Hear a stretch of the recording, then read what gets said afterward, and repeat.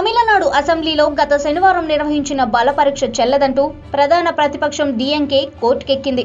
ప్రతిపక్షాలు లేకుండానే అసెంబ్లీలో నిర్వహించిన బల పరీక్ష చెల్లదని ఆదేశాలు ఇవ్వాలంటూ మద్రాసు హైకోర్టులో పిటిషన్ దాఖలు చేసింది. బల పరీక్ష సందర్భంగా అసెంబ్లీ నుంచి డీఎంకే సభ్యులను బలవంతంగా గెంటేసిన విషయాన్ని పిటిషన్లో ప్రస్తావించింది. ఈ పిటిషన్ను మద్రాసు హైకోర్టు మంగళవారం విచారించే అవకాశం ఉంది. శాసనసభలో బల పరీక్ష సందర్భంగా తీవ్ర నాటకీయ పరిణామాలు, ఘర్షణ వాతావరణం చోటు చేసుకున్న సంగతి తెలిసిందే.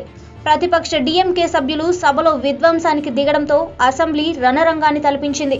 ఈ నేపథ్యంలో డీఎంకే అధినేత స్టాలిన్ సహా ఆ పార్టీ ఎమ్మెల్యేలను బలవంతంగా సభ నుంచి గెంటేసి విపక్షం లేకుండానే స్పీకర్ విశ్వాస పరీక్ష నిర్వహించిన సంగతి తెలిసిందే.